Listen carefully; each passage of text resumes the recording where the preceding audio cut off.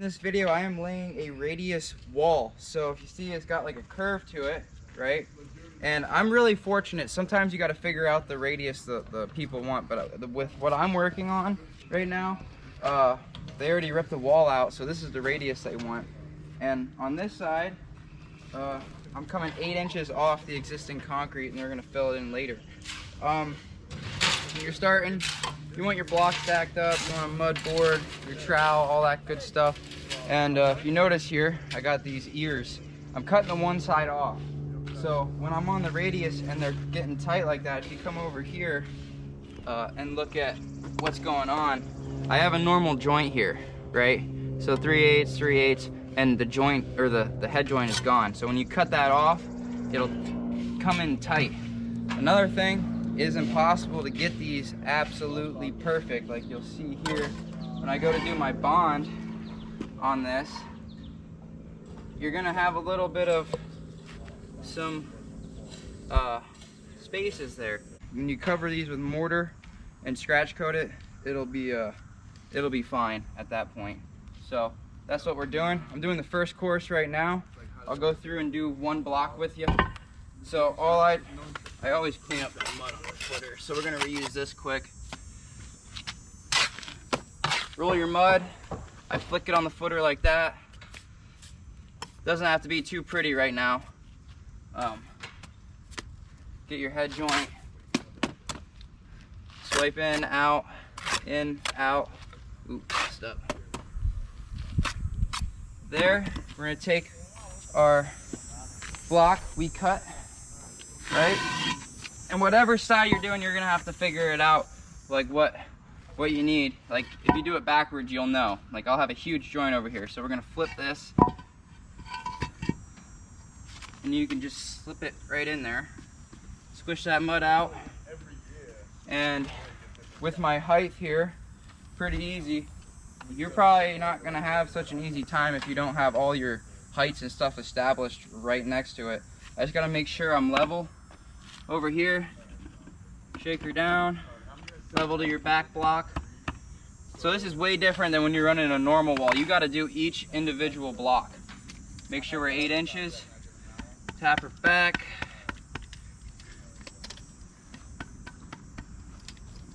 And this first course, you might have to play with it a little bit to get it to look right. Boom. And the only thing you got to do with these after they're level is you got to plumb them. So you got to plumb each and every one of these, which takes way longer than when you are running a string line in. So you just plumb it up, you're going to go to the next one. So I'm going to do that all the way around and show you what to do next. I'm laying up the bend after the first course. I got rebar. You see I got a lot of it. I probably went a little overkill. I go above and beyond. You know, I'd rather do more than less. So you see here, I got my bend going, right? And I got lips, but you can't really help that, you know what I mean? Because they're straight and you're making a curved wall. And it's okay, because the veneer will hide that. I'll scratch coat it and we will hide the bump outs. But here we go. We spread it normal, everything. You just can't use a string line for these, right? So go around, and I usually see how I'm stepping back. I'll lay these two at once. I'm only going, this is my top of the wall, so I'll just keep bringing the top out at once. So do that. You spread it normal, swipe in, swipe out, get your head joints on there. And then you got your ears cut, right? Just like before, what I told you about. So one of the ears is missing. That's good. Put it over your bar, put it on your wall. Now what I do on this course is I try to hit the center of this and match up the center on over here. So we'll clear that mud away. And as you can see, still got that lip, right? That's fine. Clean that up. Take my 2-foot level off of it, make sure we're level, then I plumb it, so up and down, center of your block, You don't want to go on either side, right in the center. Plumb. This one I don't worry about tailing down. I just try and match this part to the center of the bottom block, right? Same thing over here. Best we can get it. All right, moving on. Now we're gonna do the top one.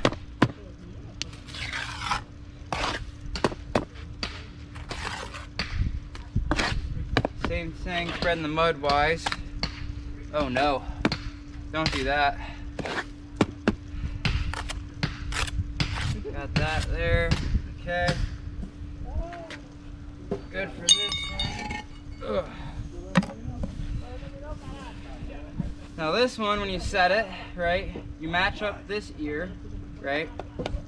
And we gotta have the same thing, right, as the bottom one, so we're overhanging it a touch, right? Clean up your mud. We'll level across the top, tailing back. You're plumbing. I don't really care which side I plumb as long as it's plumbed. So, there we go. This side matches. And then, you notice here, right there, so I can go on that head joint to plumb it. Going down to your first course.